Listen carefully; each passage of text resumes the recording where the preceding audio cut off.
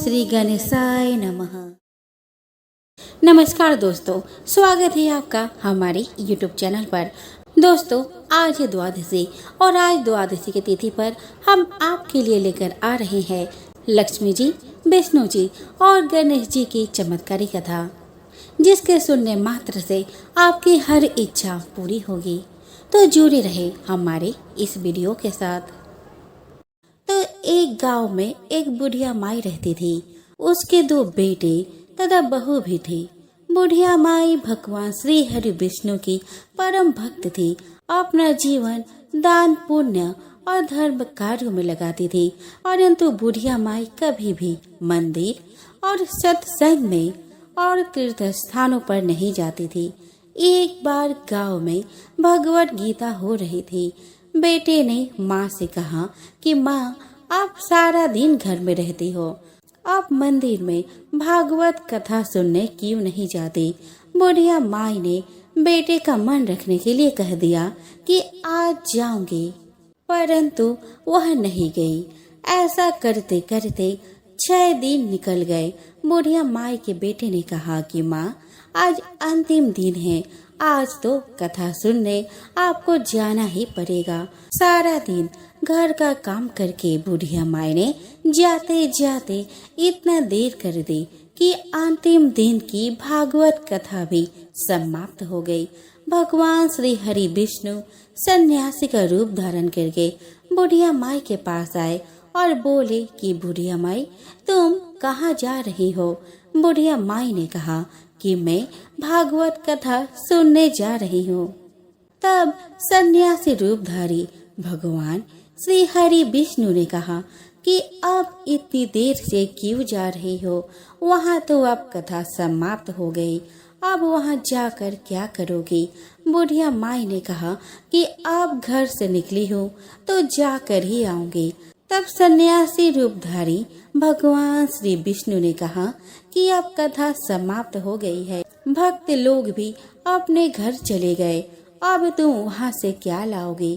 तो बुढ़िया माई बोली, कुछ नहीं, तो मैं वहाँ से एक ईंट ही उठा लाऊंगी। तो सन्यासी रूपधारी भगवान श्री हरि विष्णु बोले, तुम वहाँ से मिट्टी की ईंट लाओगे, उसके बदले में मैं तुम्हें एक सोने की ईंट दे देता हूँ। बुढ़िया माई ने ईंट ले ली और घर के तरफ चल पड़ी और विचार करने लगी कि यदि यह ईंट मैं घर लेकर जाऊंगी तो बेटे बहू आपस में झगड़ने लगेंगे। इसीलिए घर के आंगन में बाहर ही बुढ़िया माई ने वह ईंट जमीन में गाड़ दी। परंतु अब बुढ़िया माई का ध्यान उस ईंट पर ही रहने लगी। खाते पीते घर के काम करते सदैव बुढ़िया माई अपना ध्यान उस सोने के ईंट पर लगाए रखती थी। बेटे बहू ने पूछा कि माँ, पूरे दिन घर के आंगन में क्या करती रहती हो? तो बुढ़िया माई ने कहा कि मैं आने जाने वाले को देखा करती हूँ। एक दिन बुढ़िया माई मर गई। यमराज के दूत बुढ़िया माई को लेकर धर्मराज जी के पास पहुँचे। धर्मराज जी को सारी बात बतलाई। धर्मराज जी ने बुढ़िया माई को कुतिया की योनि दे दी और कुतिया उसी पेड़ के नीचे बैठी रहती। बुढ़िया माई की बहू ने कहा कि इस कुतिया को यहाँ से भगाओ, नहीं तो यह बच्ची को काट जाएगी। तो उसके बेटे ने उसके पीठ पर एक लकड़ी मारी और बुढ़िया माई मर गई। उसके बाद बुढ़िया माई को सर्प की योनि मिली। आंगन में सर्प को देखकर बेटे बहू ने किसी को काट ना दे, इसी के डर से मार दिया। फिर बुढ़िया माई मरकर धर्मराज जी के पास पहुंची। बुढ़िया माई कीड़ी का रूप धारण करके उस जंगल में कीड़ी नगरी बना लिया। आंगन में कीड़ी नगरी हो गया। घर वाले बहुत परेशान हुए। घर वाले भोजन भी नहीं बना रहे थे और मन ही मन विष्णु जी का स्मरण करने लगे।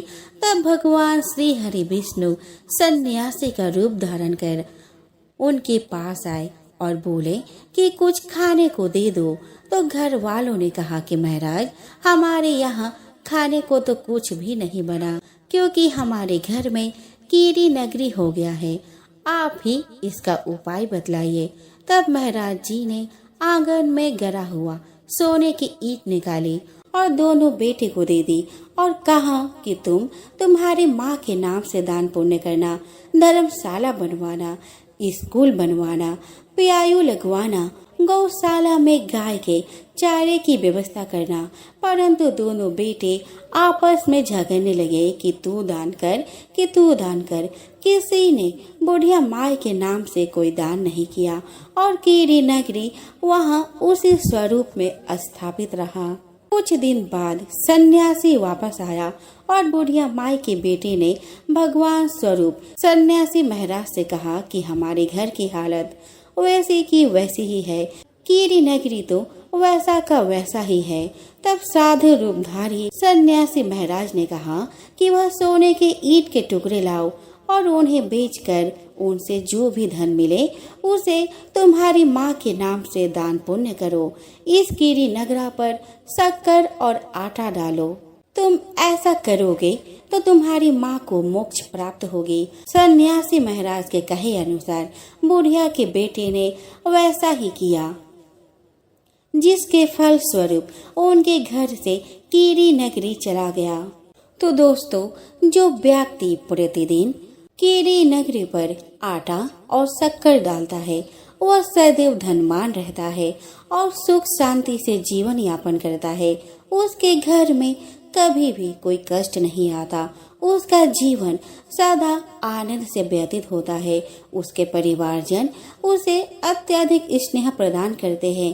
कीरी नगरी प्रतिदिन सींचने से और कीरी नगरी की कहानी सुनने से, दान पुण्य और धर्म कार्यों में रुचि लगाने से जीवन उत्तम हो जाता है। तो बोलो विष्णु भगवान की जय।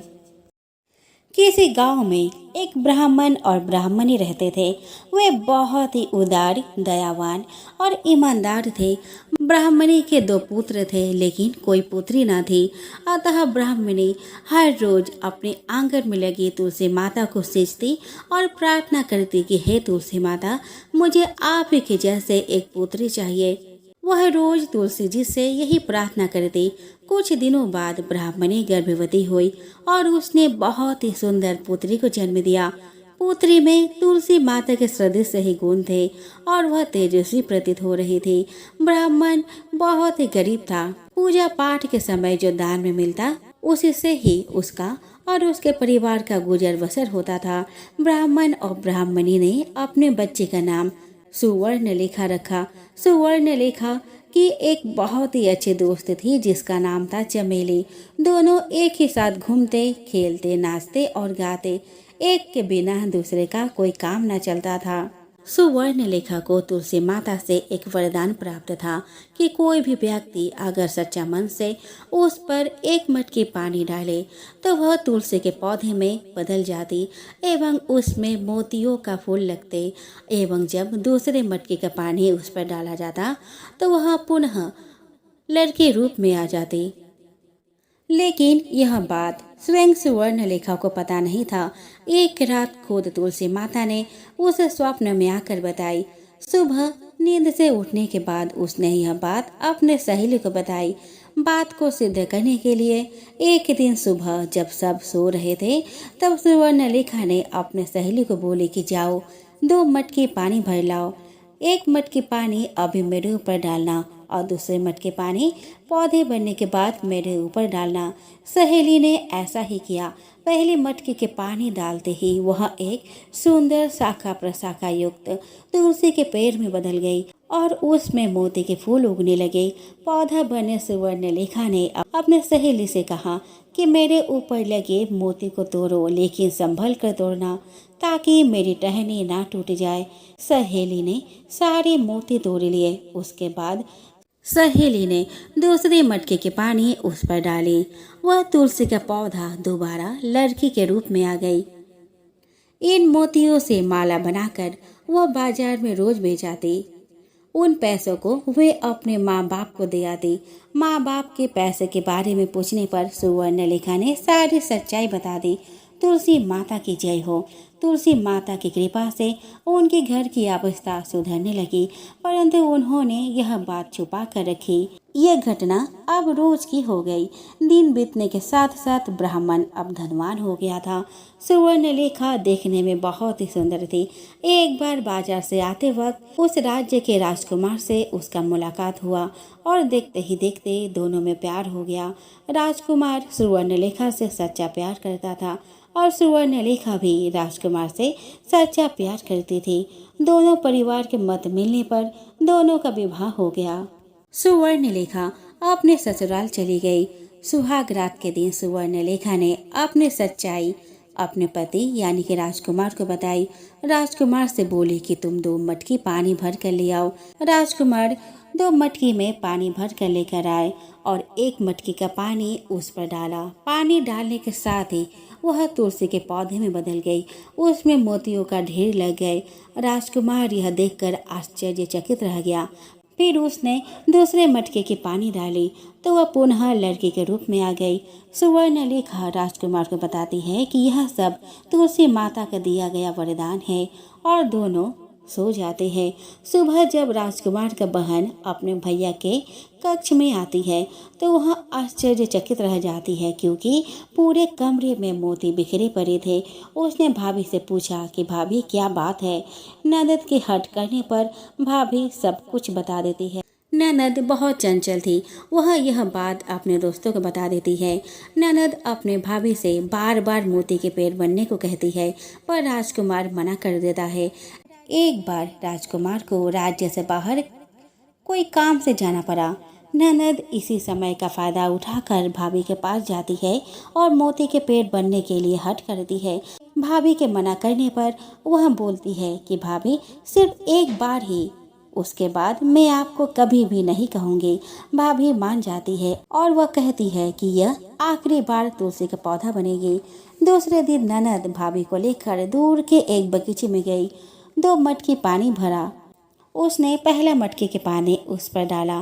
पानी डालते ही वह तुलसी का पौधा बन गई। तुलसी के पौधा बनते ही ननद अपने दोस्तों को, जो कि पेड़ों के पीछे छिपकर सब देख रहे थे, उनको पुकारती है। वे सभी बाहर निकल आते हैं। उसने अपने दोस्तों से कहा कि देख, मैंने बोला था ना कि मेरी भाभी मोती का पेड़ बनती है, अब विश्वास हुआ ना। पर ननद के दोस्त बहुत ही बदमाश थे। वह मोती को उसके टहनियों के साथ तोड़ने लगे।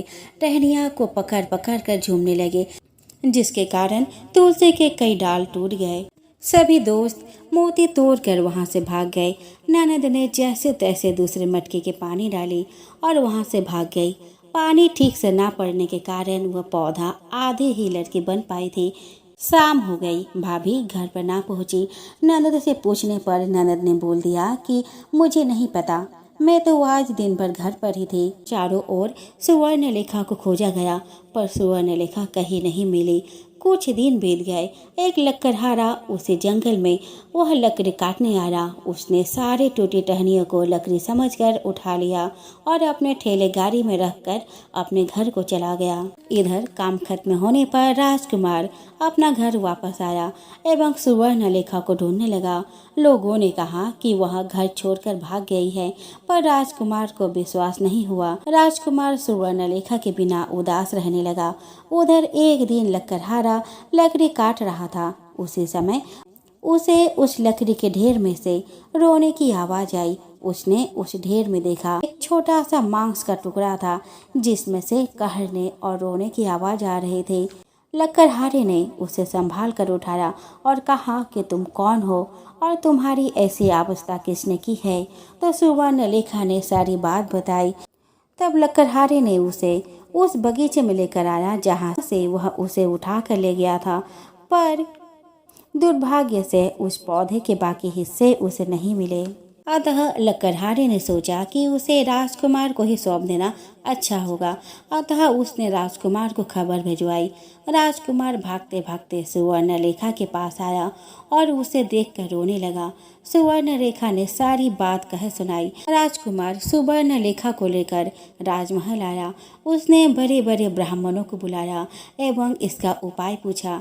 ब्राह्मणों ने कहा कि यह तुलसी जी का वरदान है, तो तुलसी माता ही इसका कोई रास्ता दिखाएगी।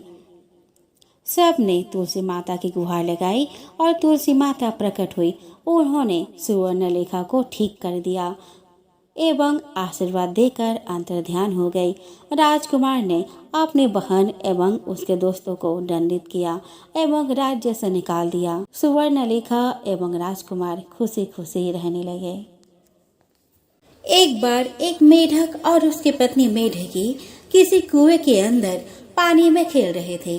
तभी कुएं पर एक पनिहारी आई और उसने पानी अपने मटकी में भरा और अपने घर चली गई। परंतु हुआ क्या कि उसके मटकी में मेढक और मेढकी दोनों आ गई। अब मेढकी का स्वभाव क्या था कि वह हमेशा गणेश जी की पूजा करती रहती थी, हमेशा बोलती रहती थी।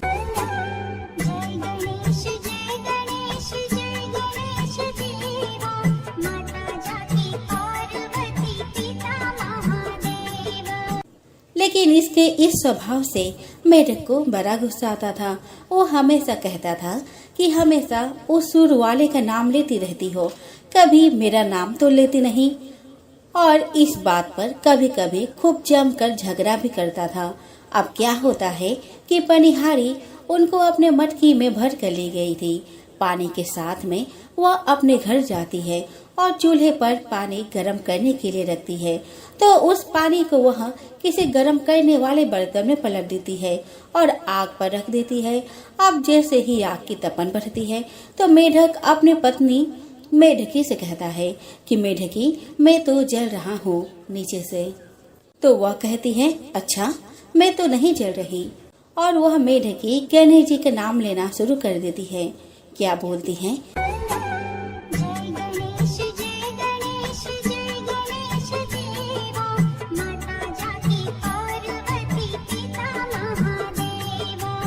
मेढक थोड़ी देर इंतजार करके फिर बोलता है, मेढकी मैं तो जल रहा हूँ। तो मेढकी कहती है, मैं तो नहीं जल रही, चलो आप ऐसा करो कि मेरी जगह पर आप आ जाओ, मैं आपकी जगह पर आ जाती हूँ। तो मेढक कहता है ठीक है। मेढकी फिर गाना गाना शुरू कर देती है।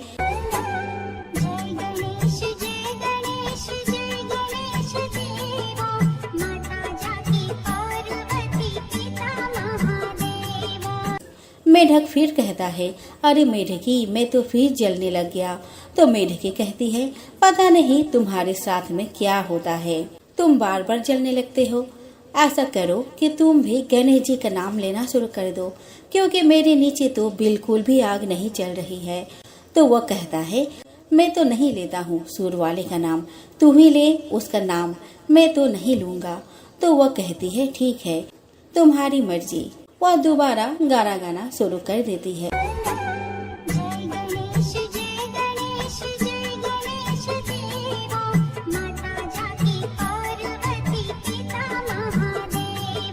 मेढक को ऐसा एहसास होता है कि गणेश जी की आरती बोलने से मेढकी को तो कोई आग का असर नहीं हो रहा, लेकिन मैं तो जल रहा हूँ।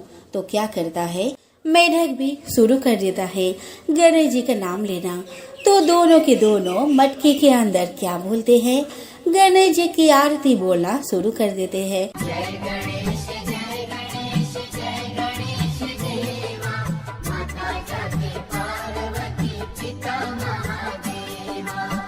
और यह सारी कहानी गणेश जी कहीं पर बैठे आराम से सुन रहे होते हैं। तो गणेश जी को उन पर तरस आ गया और क्या करते हैं, गणेश जी बछड़े का रूप धारण करके आते हैं और उस बर्तन में लात मार देते हैं, जिससे कि क्या होता है कि सारा पानी गिर जाता है। मेढक और मेढकी दोनों के दोनों बाहर आ जाते हैं और कुएं में कूद जाते हैं। अब क्या हुआ, मेढक और मेढकी दोनों बच गए, जलने से बच गए।